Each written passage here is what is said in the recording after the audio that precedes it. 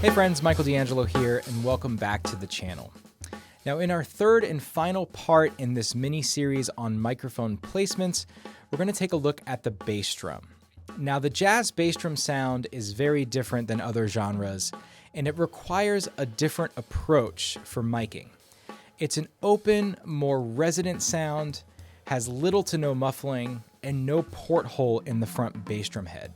So when I think about miking it, I'm trying to capture a very natural and organic sound. When you're not using a porthole, you'll get less attack from the bass drum mic.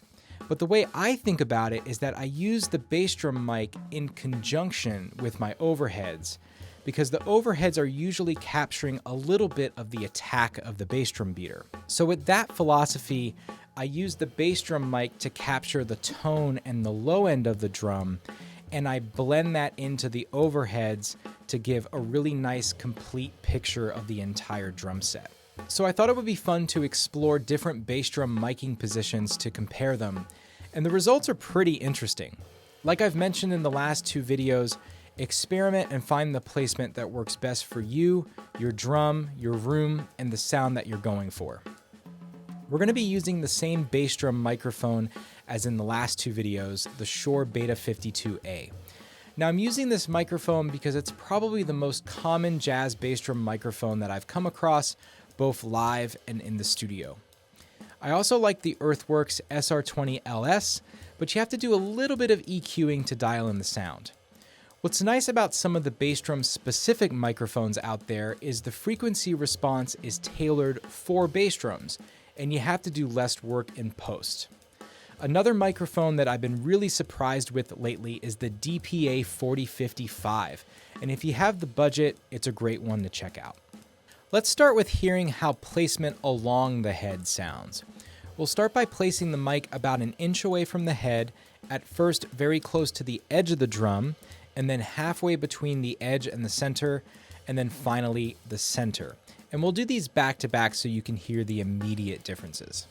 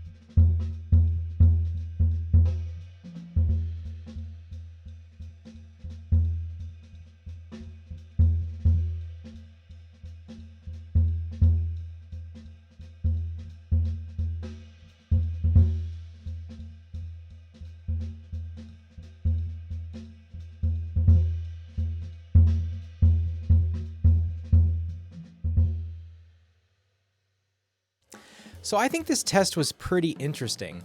I thought I was going to like the center positioning the most, but to my ears it almost sounds like a basketball. It has like a boing to it.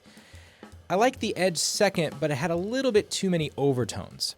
So to my ears, I prefer the sound of halfway between the center and the edge. Now, of course, that's my opinion, and I think it works well for my drum, my head combination, and the sound that I'm looking for. So now let's hear how distance affects the sound.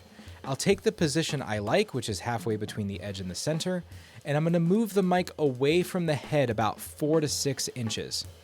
I'll also add the original clip of about an inch away from the head so that you can hear those differences back to back as well.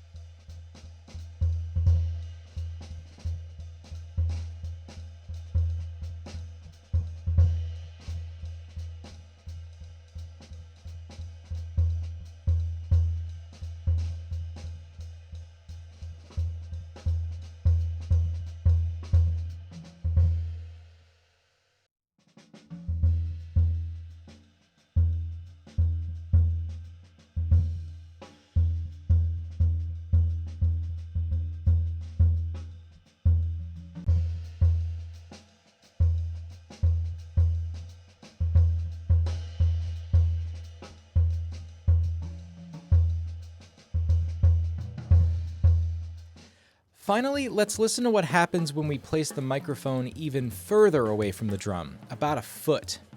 Because it's so far away, we'll capture a little bit more space and a little bit more of the rest of the kit, and we don't have to worry so much about overtones and nodal points from the head. Because of that, the microphone is pointed directly at the center of the head. So let's hear what that sounds like.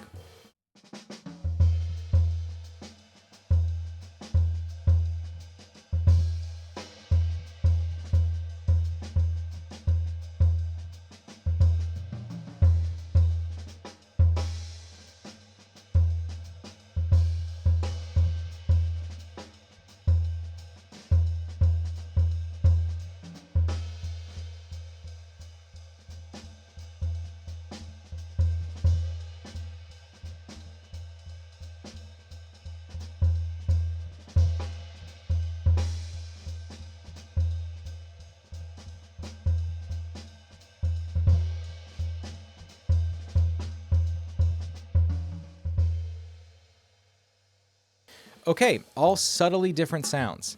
Again, it's helpful to experiment and find what works best for you. So we'll finish up by doing another back-to-back comparison, but this time adding in an overhead microphone so that you can see how it works with the bass drum microphone. I'm using the fourth setup from our first video, which is the mono overhead placed behind me looking down at the kit.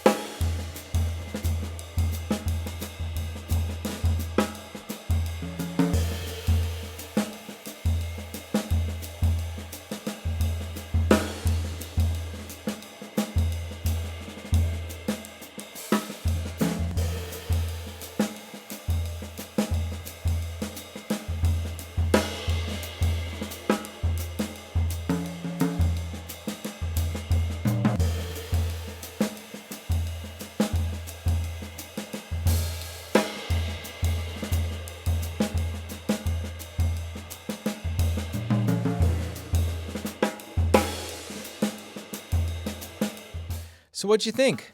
Let me know down in the comments below which one you prefer and if you've experimented with this kind of positioning and placements with your bass drum. And I think with that, we've come to the end of our mini series on microphone placements. I've really enjoyed putting this series together for you, and I hope that you enjoyed it. If you have any other questions or comments, please let me know in any of the videos, and if some more interesting topics come up, I'd love to expand upon this series and explore more on recording and microphones, especially with the jazz drum set sound. So with that, thanks for watching, and I'll see you soon.